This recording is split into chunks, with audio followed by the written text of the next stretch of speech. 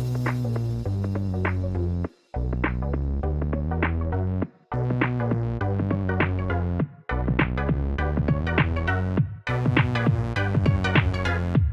những người số bằng vốn thôn xóa cũng chụp kìm đồng tiếtក្នុងកម្មវិធី Welcome again to English ហើយថ្ងៃនេះគឺយើងសិក្សាទៅលើវេយ្យាករណ៍មួយដែលមានចំណងជើងថា demonstrative adjectives គុណនាមចង្អុលបង្ហាញអញ្ចឹងពាក្យ demonstrative នេះគឺមានន័យថាចង្អុលបង្ហាញឬក៏ចង្អុលប្រាប់ហើយពាក្យ adjectives គុណនាមអញ្ចឹងបូកចូលគ្នាគុណនាមចង្អុលបង្ហាញdemonstrative ដែលយើងធ្លាប់ស្គាល់សំខាន់គឺមាន4 this ប្រែថានេះ this ទាំងនេះ that នោះ those ទាំងនោះអញ្ចឹងនេះគឺជា demonstrative គុណនាមចង្អុលបង្ហាញនៅក្នុងគុណនាមនេះវាចង្អុលបង្ហាញប្រាប់យើងថានេះ this នេះ this ទាំងនេះ that នោះ those ទាំងនោះអូខេវាបង្ហាញប្រាប់យើងអញ្ចឹងណា Look at the pictures ឥឡូវបងប្អូនកលេចមើលរូបភាពនេះអញ្ចឹងនេះគឺផ្លែស្វាយ this mango ផ្លែស្វាយនេះអូខេអញ្ចឹងអ្វីដែលនៅជិត we use this for singular and something that is near okay that is near the speaker អ្វីដែលនៅជិតអ្នកនិយាយណា this mango ស្វាយនេះ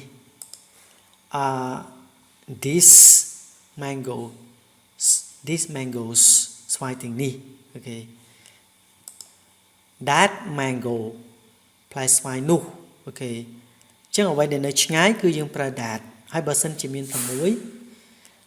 ករណីដែលមានច្រើនលក្ខណៈ plural យើងប្រើ those ទាំងនោះ those mangoes ផ្លែស្វាយទាំងនោះអូខេអញ្ចឹងគឺវាមានលក្ខណៈប្រើហ្នឹងគឺនៅសម្រាប់ជិតនិងសម្រាប់ឆ្ងាយអូខេ Okay now look at a small conversation ឥឡូវយើងកលេចមើលឧទាហរណ៍តូចៗណា What is that តើនោះជាអ្វីអូខេកាលណាបងប្អូនចង់សួរថានោះជាអ្វី What is that តើនោះជាអ្វីអញ្ចឹងយើងប្រែពី that នោះ is គឺ what អ្វីអញ្ចឹងនោះគឺអ្វីអូខេ What is that It's the sign for the airport here in Los Angeles It's the sign វាគឺជាសញ្ញា for the airport សម្រាប់លេនយន្តហោះនៅទីនេះនៅក្នុង Los Angeles Please use that door to exit សូមមេត្តាប្រើទ្វារនោះសម្រាប់ច្រកចេញអញ្ចឹងពាក្យថា use ប្រើ that door ទ្វារនោះ to exit ដើម្បីចេញអញ្ចឹងពាក្យ exit នេះគឺមានន័យចេញណា Thank you អរគុណអ្នកហើយ Thank you អរគុណអ្នកហើយ Is this our bag តើនេះគឺជាកាតាបរបស់ពួកយើងឬអញ្ចឹង this ជា demonstrative adjective ណា our bag កាតាបរបស់ពួកយើងអញ្ចឹងតើនេះជាកាតាបរបស់ពួកយើងឬNo it isn't ទេវាមិនមែនទេ it isn't វាមិនមែនទេ Why did you bring all those books ហេតុអ្វីបានជាអ្នកនាំយកសៀវភៅទាំងអស់នោះអញ្ចឹងពាក្យថា why ហេតុអ្វី did you bring អ្នកបាននាំយក all those books សៀវភៅទាំងអស់នោះ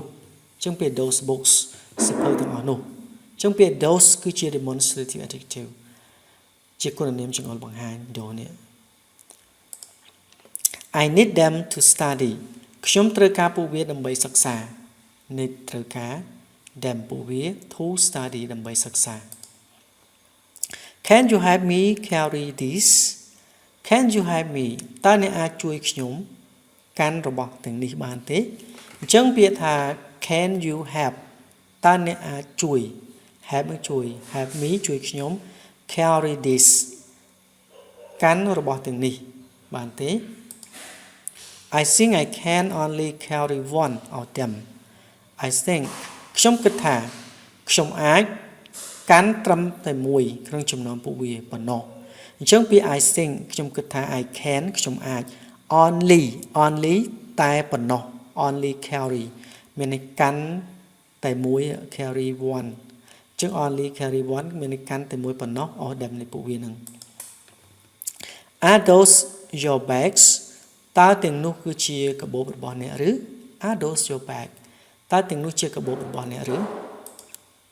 Yes they are Yes they are បាទពួកវាគឺជាកាបូបរបស់ខ្ញុំអូខេឥឡូវបងប្អូនយើងត្រូវស្គាល់ណា What is demonstrative adjective អ្វីទៅជាគុណនាមចង្អុលបង្ហាញអូខេយើងសិក្សាសេចក្តីបញ្យល់វិញបន្តិចឲ្យស្គាល់ថាតើស្អីគេជា demonstrative adjective អ្វីជា demonstrative adjective Demonstrative adjectives are used to modify the noun to give information about specific person, place, or thing mentioned in the sentence. Demonstrative adjective គុណនាមចង្អុលបង្ហាញ are used ត្រូវបានគេប្រើ to modify ដើម្បីបញ្ជាក់ noun បញ្ជាក់នាម to give information ដើម្បីផ្ដល់នៅព័ត៌មាន about specific person អំពីមនុស្សជាក់លាក់ជាង specific នេះជាក់លាក់អំពីមនុស្សជាក់លាក់កន្លែងជាក់លាក់ or ឬក៏ thing របស់ជាក់លាក់ mention ដែលត្រូវបានគេលើកឡើង mention នេះដែលត្រូវបានគេនិយាយឬក៏ត្រូវបានគេលើកឡើង in the sentence នៅក្នុងប្រយោគ they help us to know ពួកវាបានជួយប្រាប់ពួកយើងថានាមមួយណាដែលពួកយើងកំពុងតែនិយាយនៅក្នុងប្រយោគ this and this are used to indicate the object nearer to the speaker ចឹង this and this ពាក្យនេះហើយនិងពាក្យទាំងនេះនេះនិងពាក្យទាំងនេះ are used ត្រូវបានគេប្រើ to indicate ដើម្បីសំដៅលើណាចឹងពាក្យ indicate នេះគឺមានន័យថាសំដៅលើ the object វត្ថុ nearer នៅជិតជាង to the speaker ទៅអ្នកនិយាយ speaker អ្នកនិយាយThat and those that and those ពាក្យ that នោះ and those ហើយទាំងនោះ are used to indicate something away from the speakers ត្រូវបានគេប្រើដើម្បីសំដៅលើ are used ត្រូវបានប្រើ to indicate ដើម្បីសំដៅលើ something របស់ខ្លះ away នៅឆ្ងាយ from the speaker នៅឆ្ងាយពីអ្នកនិយាយជាង speaker ប្រហែលអ្នកនិយាយIt is always followed by the noun in the sentence វាគឺជានិច្ចកាលត្រូវបានដាក់តាមពីក្រោយដោយនាមនៅក្នុងប្រយោគអញ្ចឹងពាក្យ it is always វាគឺជានិច្ចកាល follow by ដាក់តាមពីខាងក្រោយដោយ the noun ដោយនាម in the sentence នៅក្នុងប្រយោគ We can use them to emphasize the object ពួកយើងអាចប្រើពួកវាដើម្បីបញ្ជាក់អញ្ចឹងពាក្យ emphasize នេះបញ្ជាក់ the object បញ្ជាក់នៅវត្ថុផ្សេងៗ we are talking about ដែលពួកយើងកំពុងតែនិយាយអំពី such as ដូចជាខ្លះនេះ Those pies were delicious pie នំផាយនោះនំផាយទាំងនោះគឺឆ្ងាញ់ណាស់អញ្ចឹងគឺពាក្យ those ទាំងនោះគឺវាបញ្ជាក់ឲ្យនំផាយណាគឺនំផាយទាំងនោះ That cat was very cute That cat was very cute ឆ្មានោះគឺស្អាតណាស់អញ្ចឹងពាក្យ that នឹងជា demonstrative adjective that cat ឆ្មានោះ was very cute គឺស្អាតណាស់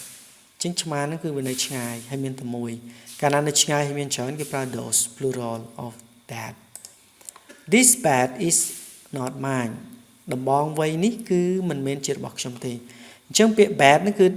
ប្រើពីរយ៉ាងមួយប្រើថាសត្វប្រជៀវមួយទៀតប្រើដំបងសម្រាប់វ័យកូនបាល់គេលេងកីឡាវាយបាល់ណាចឹង this bag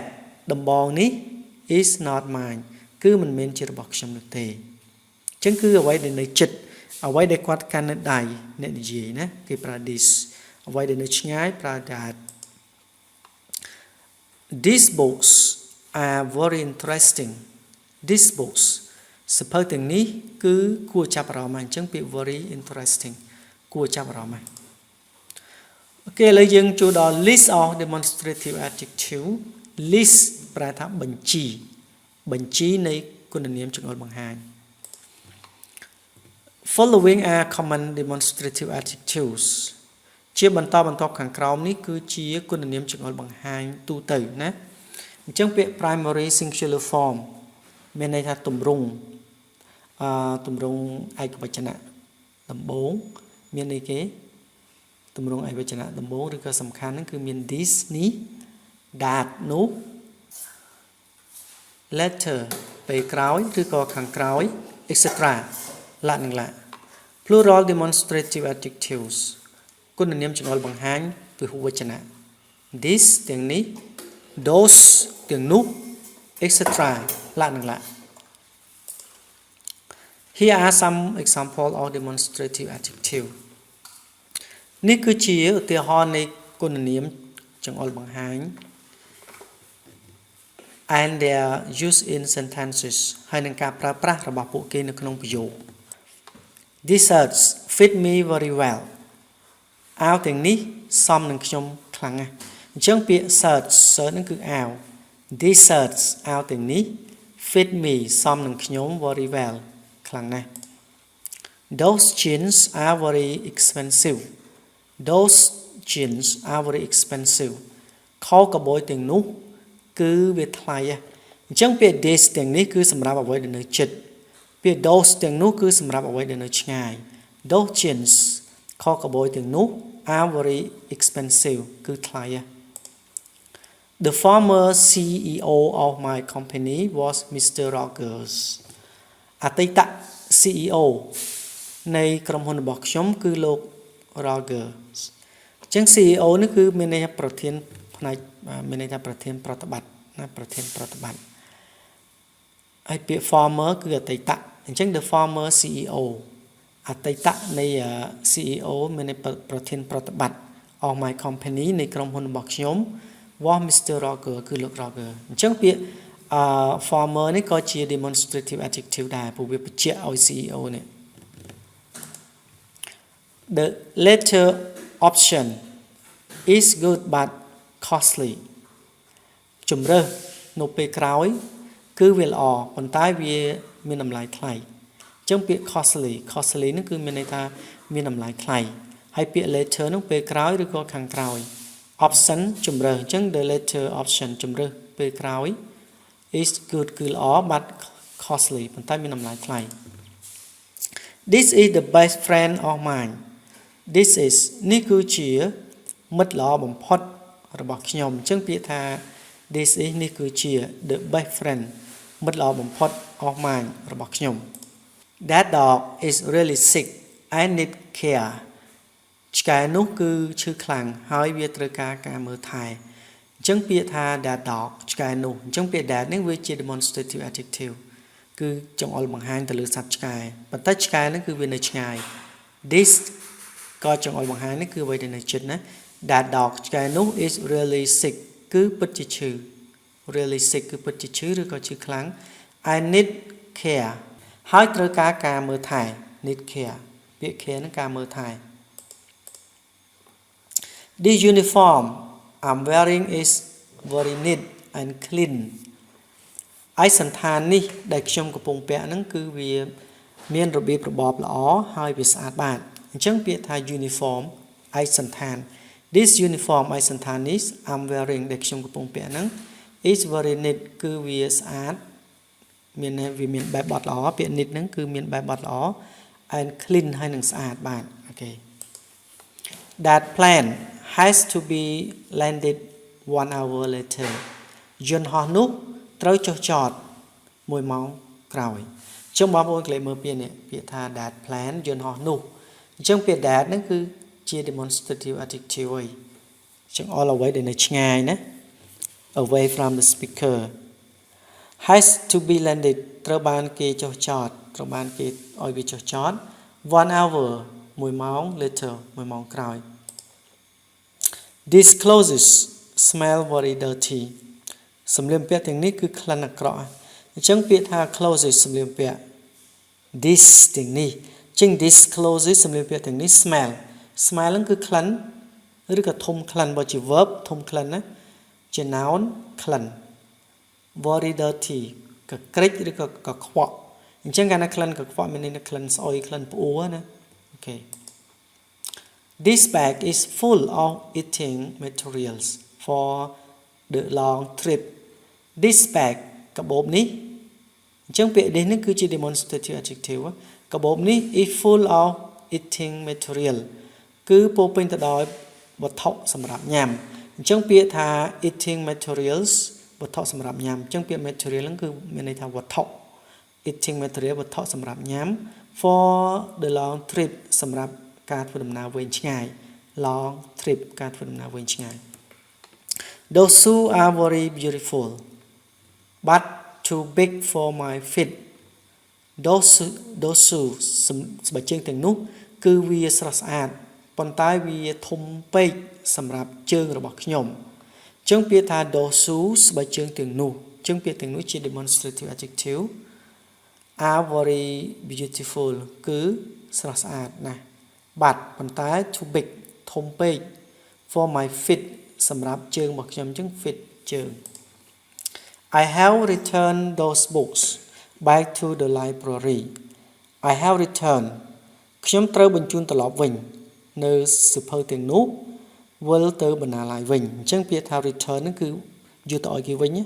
បញ្ជូនទៅវិញ I have returned ខ្ញុំបញ្ជូនទៅវិញ those books សៀវភៅទាំងនោះ back to the library ត្រឡប់ទៅបណ្ណាល័យ library បណ្ណាល័យអូខេអញ្ចឹងបងប្អូនមេរៀនយើងប៉ុណ្ណឹងដល់ទីបញ្ចប់សូមអរគុណសម្រាប់ការតាមដានទស្សនាសូមបងប្អូនកុំភ្លេចជួយចុច Subscribe និងចុចសញ្ញាកណ្ដឹងដើម្បីទទួលបានមេរៀនថ្មីៗអំពីខ្ញុំអរគុណសម្រាប់ការតាមដានទស្សនា